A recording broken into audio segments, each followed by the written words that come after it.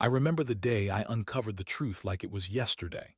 It was a typical Wednesday, the kind of day where the sun shines bright and the world feels deceptively perfect. I had just come back from a long day at work, tired but looking forward to spending time with my wife, Sarah. We had plans for dinner that evening, her favorite dish, a nice bottle of wine, and perhaps a movie afterward. Little did I know, my world was about to crumble. As I entered the house, the smell of something familiar wafted through the air, but it felt tainted somehow. I called out for her, expecting her to greet me with a smile, but there was only silence. I made my way to the living room, where I found her phone lying face up on the coffee table. The screen illuminated a message notification that sent my heart plummeting into the pit of my stomach. It was from Jason, my coworker, a name I had heard too often in our conversations, always accompanied by laughter and light-hearted banter. But this message was different.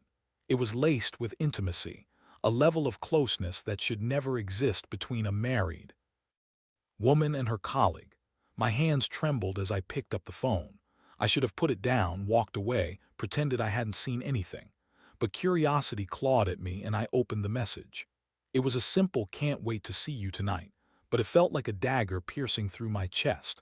My breath caught in my throat as I replayed the words over and over in my mind. I felt the ground shift beneath me, as if the very foundation of my life was crumbling. Betrayal washed over me like a cold wave, leaving me gasping for air. I stumbled back, the weight of the revelation crashing down on me. How long had this been going on? I thought about the late nights at work, the secretive smiles they shared during office meetings, the way she would glance at her phone with a hint of excitement. Each memory replayed in my mind like a cruel joke. My heart raced, fueled by a mixture of anger and disbelief. I wanted to scream, to confront her right then and there, but I couldn't. I needed to gather my thoughts, to process this betrayal before I faced her. I paced the living room, my mind racing. Part of me wanted to storm into the kitchen and demand answers, but I knew that would only lead to chaos. I needed to be composed, to not let her see how deeply she had cut me.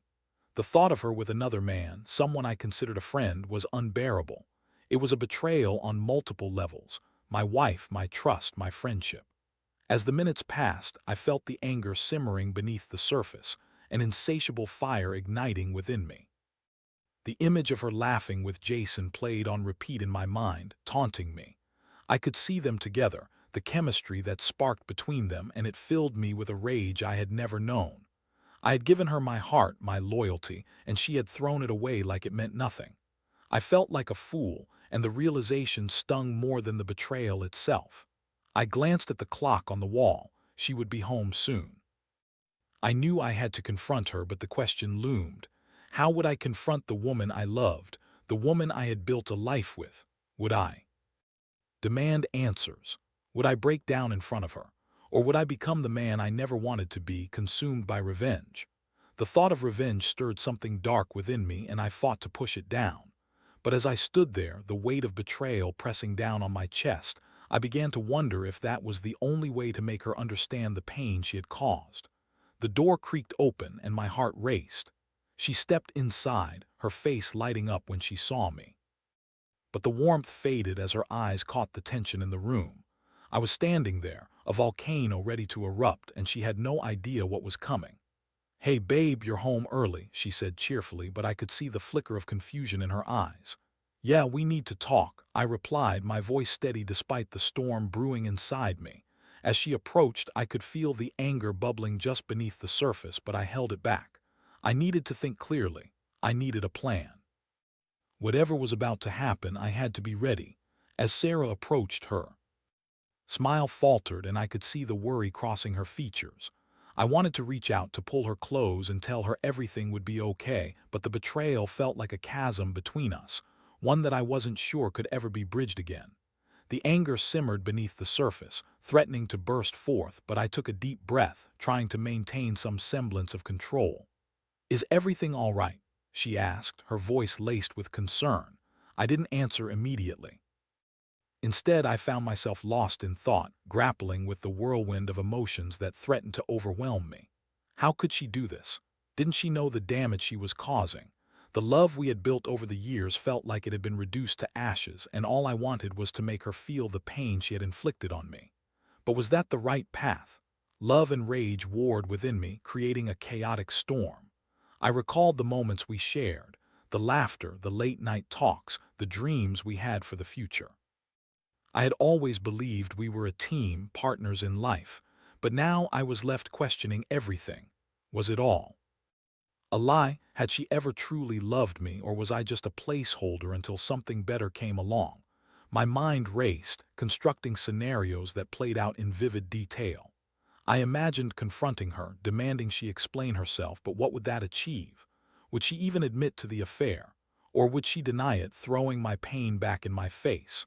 The thought of her lying to me again was unbearable. I had to approach this differently. I needed to gather evidence, something concrete that would leave no room for denial. It was a cold and calculated thought, but it felt necessary. If I was going to confront her about this betrayal, I needed to be armed with the truth, something that would cut deeper than mere accusations.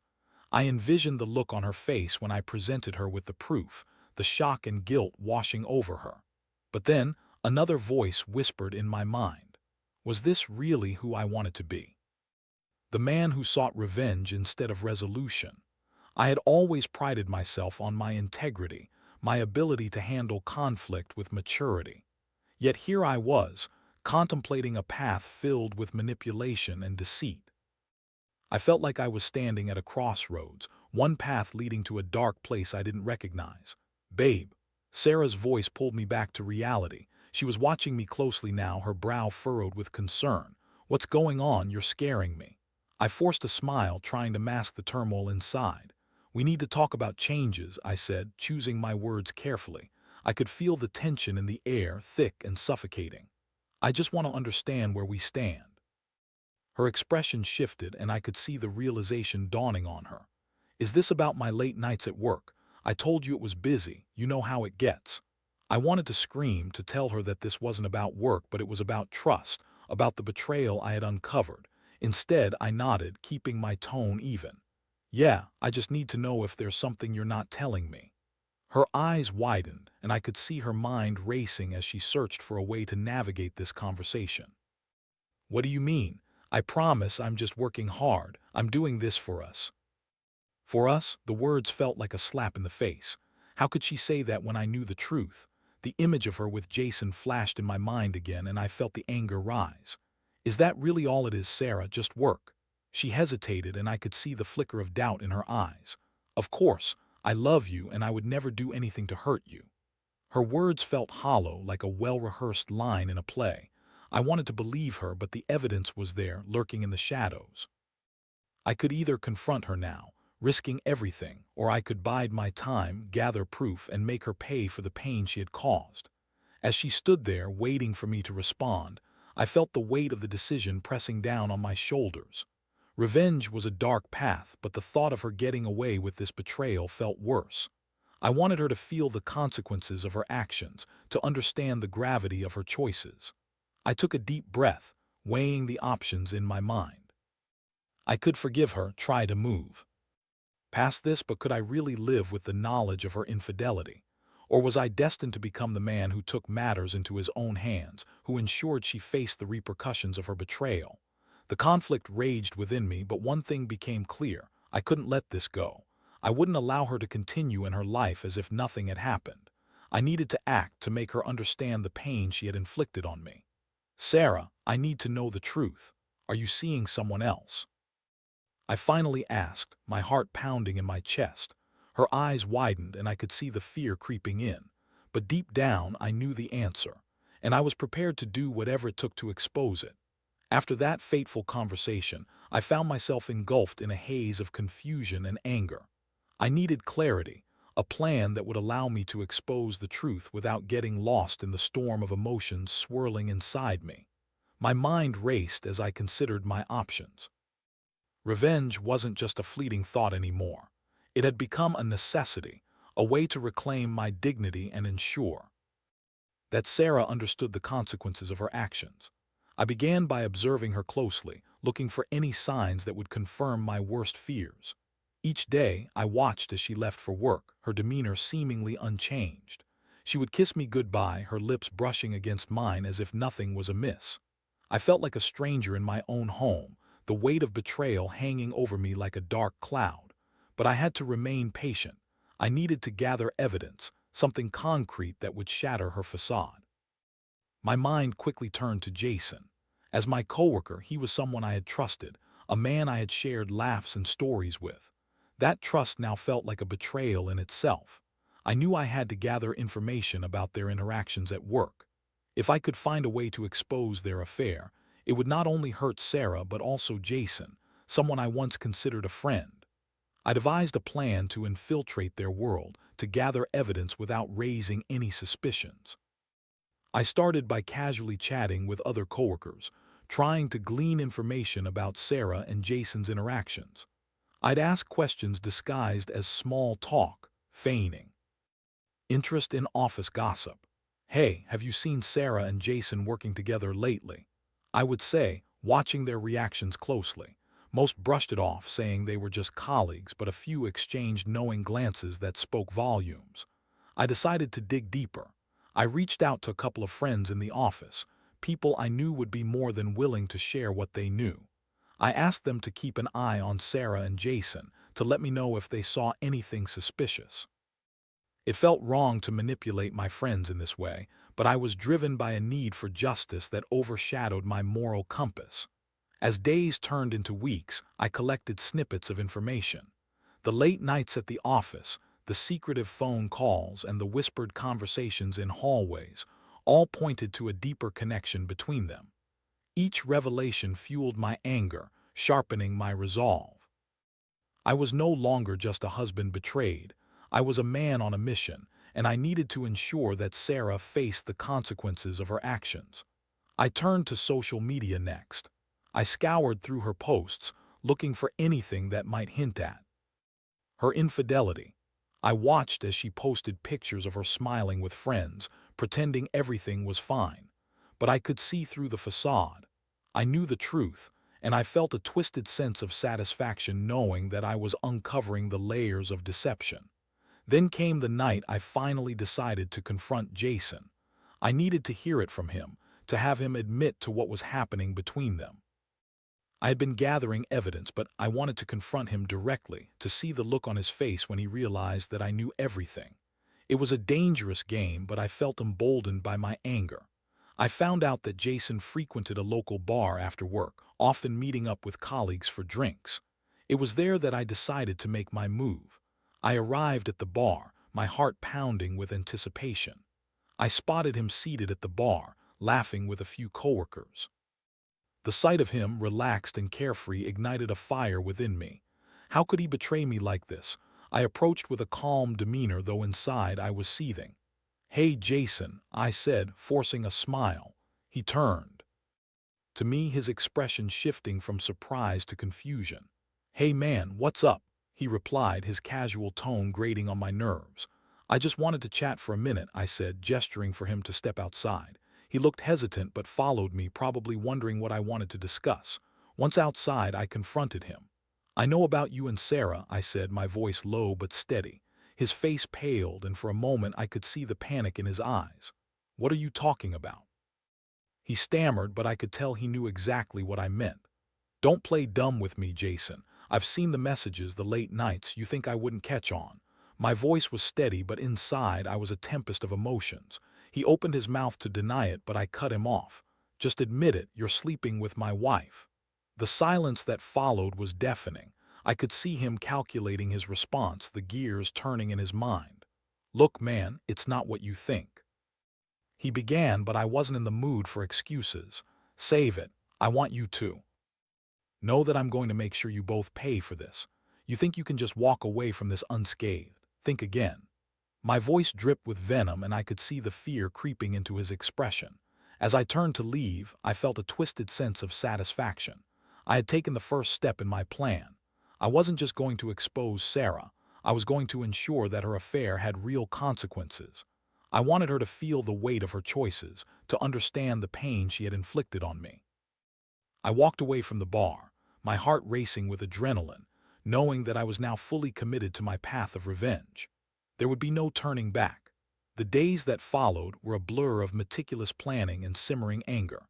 I had taken the first step by confronting Jason, but now it was time to execute the full extent of my plan to expose Sarah's betrayal. I was no longer just a man hurt by his wife's infidelity. I was a man on a mission to dismantle her world piece by piece. I began to gather all the evidence I could. I set up a hidden camera in our living room, a small device that could capture the moments when Sarah would bring her work home. I wanted to catch her in the act, to have undeniable proof of her deceit. It felt wrong, invasive even, but I rationalized it as necessary. She had violated my trust, and now I was merely reclaiming my power. I also reached out to a few colleagues of mine who worked closely with Sarah. I had always been friendly with them, and I played the role of the concerned husband perfectly. I casually mentioned how I had been feeling off lately, how I suspected something was wrong with Sarah. Their responses varied, but I could see the concern etched on their faces. I wanted them to start questioning her, to plant the seeds of doubt in their minds. If they began to notice her erratic behavior, it would only strengthen my case when the time came to make my move. Meanwhile, I continued to monitor Sarah's interactions at work. I would often wait outside her office, pretending to be on a call, just to catch snippets of conversations. I watched her laugh with Jason, the way her eyes sparkled when he walked into the room. Each interaction was a dagger to my heart, but it only fueled my resolve. I was determined to make her feel the weight of her choices. Then came the night I had been waiting for. I had pieced together enough evidence to confront her. I had screenshots of text messages, recordings from the hidden camera, and testimonies from my colleagues who had noticed her late nights and secretive behavior. I felt a surge of adrenaline as I prepared myself for the confrontation. This was it, the moment I had been waiting for. When Sarah came home that evening, I could sense something was off. She walked in, her usual cheerful demeanor replaced by an air of tension. I could see the way she hesitated when she saw me sitting at the dining table, a stack of papers spread out in front of me. "Hey babe, what's going on?" she asked, forcing a smile that didn't quite reach her eyes. I gestured for her to sit down. "We need to talk," I said, my voice steady but cold.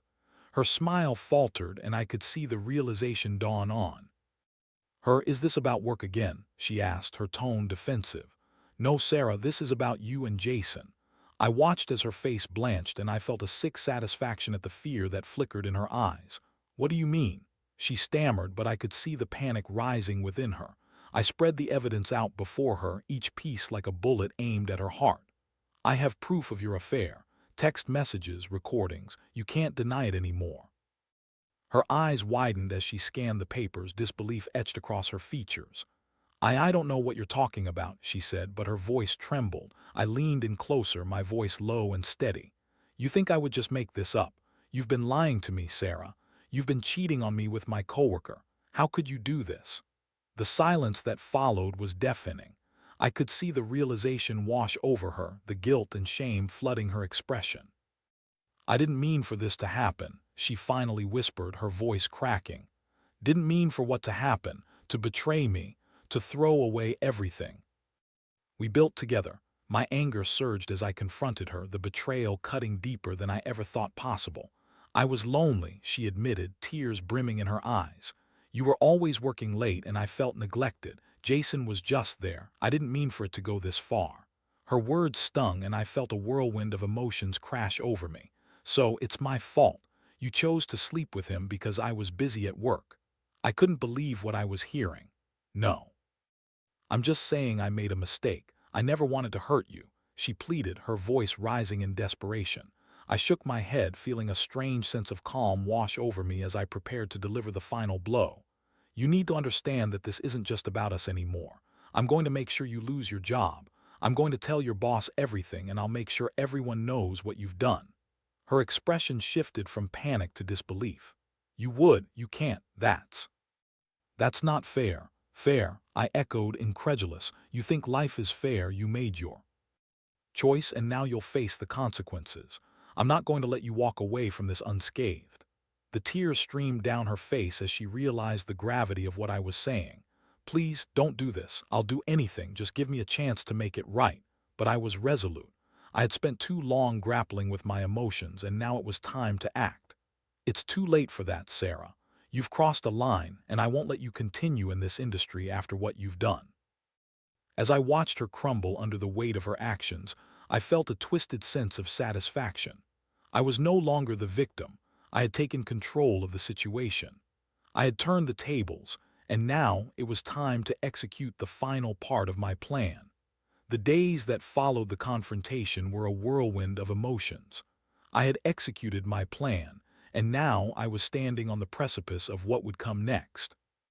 I had informed Sarah's boss, providing him with the evidence I had meticulously gathered. I had made sure that the whispers of her infidelity echoed through the office, spreading like wildfire.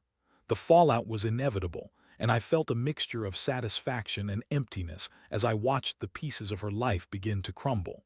The day of her termination arrived like an ominous storm cloud hanging over me. I had received a text from her boss, confirming the meeting where Sarah would be let go. I had wanted to be there, to see the look on her face when she realized the consequences of her actions. But as the hour approached, a sinking feeling settled in my stomach. I had become the architect of her downfall, and now I was left to grapple with the implications of what I had done. I paced our home, the silence deafening. I had once filled this space with laughter and love, but now it felt hollow. The walls seemed to close in around me, reminding me of the life that had been shattered. I replayed the events over and over in my mind, questioning whether I had gone too far. I had sought revenge, but at what cost? When Sarah finally returned home, her face was a mask of devastation. I could see the raw pain etched in her features, the weight of reality crashing down upon her. I had expected tears, anger, perhaps even a plea for forgiveness. But instead she stood there, a broken shell of the woman I once knew. "I can't believe you did this," she said, her voice barely above a whisper. "You brought this on yourself," I replied, my tone colder than I intended. "You made your choices, and now you have to live with them." Her eyes filled with tears, and I felt a pang of remorse. "I didn't think you would actually go through with it. I thought we could work it out." "Work it out?" I scoffed, the bitterness flooding back. How could I possibly work anything out with someone who so easily threw away our marriage? She sank onto the couch, her hands trembling as she buried her face in them. "I'm sorry. I truly am. I never meant to hurt you. I was weak." I watched her, torn between the anger that had fueled my actions and the remnants of love that still lingered in my heart. I wanted to feel vindicated, to revel in the justice I had sought. But all I felt was an overwhelming emptiness. I had destroyed her career, her reputation, and for what? A moment of satisfaction. As the days turned into weeks, I noticed the changes in our lives. Sarah struggled to find work in her field, her reputation tarnished by the scandal. I had ensured that her name was synonymous with betrayal, and the industry was small enough that word spread quickly. Friends and colleagues began to distance themselves, and I watched as she slowly retreated into herself, a shadow of the vibrant woman I had once loved. The silence in our home grew heavier, and the arguments that once filled the air were replaced by an eerie stillness. I had won the battle, but at what cost? I had become the villain in our story, the man who had taken everything from her. I had set out to teach her a lesson, but I was left grappling with the consequences of my own actions. One night, as I lay in bed, I heard her sobbing quietly in the dark. It was a sound that cut through me like a knife. I had wanted her to feel pain, but hearing her cry filled me with a sense of guilt that I couldn't shake. I turned to her, my heart aching at the sight of her brokenness. "Sarah," I began, but the words escaped me. "Just leave me alone," she said, her voice raw and filled with despair. I respected her wishes, but the distance between us felt insurmountable. I had become the architect of her destruction, and in the process I had destroyed myself as well. I had thought that ruining her career would bring me peace, but I was left with nothing but regret. As the weeks turned into months, I realized that I had lost not only Sarah, but also a part of myself. I had traded love and companionship for revenge, and the emptiness that followed was unbearable. I could see her struggling to pick up the pieces of her life, and I felt a strange sense of empathy for the woman I had once loved. One night, as I sat alone in the living room, I received a text from a mutual friend who had reached out to check on Sarah. "She's really having a hard time, you know. I think she's lost without you." The words struck me like a bolt of lightning. I had reduced her to this, and I couldn't escape the reality of what I had done. I began to question my motivations, my choices. Was revenge truly worth it? Had I really achieved justice, or had I merely become a monster in the process? I had crossed a line, and now I was left standing on the other side, staring back at the destruction I had wrought. As I lay in bed that night, I couldn't shake the feeling that I had lost more than just my marriage. I had lost my humanity, my capacity for love and forgiveness. The road ahead felt uncertain, and I was left with the haunting realization that the consequences of my actions would linger long after the dust had settled. The months dragged on, each day blurring into the next. I watched as Sarah continued to struggle, the weight of her shattered career pressing down on her. I had set out to make her feel the pain of betrayal, but now I was the one who felt trapped in a web of regret. I had taken everything from her, yet I had failed to find solace in my revenge. Instead, I found myself wrestling with the ghosts of my choices. One evening, I found myself sitting at the kitchen table, staring at the remnants of a life that felt foreign to me. The laughter we once shared echoed in my mind, a stark contrast to the silence that now enveloped our home. I had thought that by destroying her career, I would reclaim my power, but instead, I had dismantled the very foundation of our lives. The bitterness gnawed at me, a constant reminder of the man I had become. I had always believed in justice, but what I had delivered was merely a cycle of pain.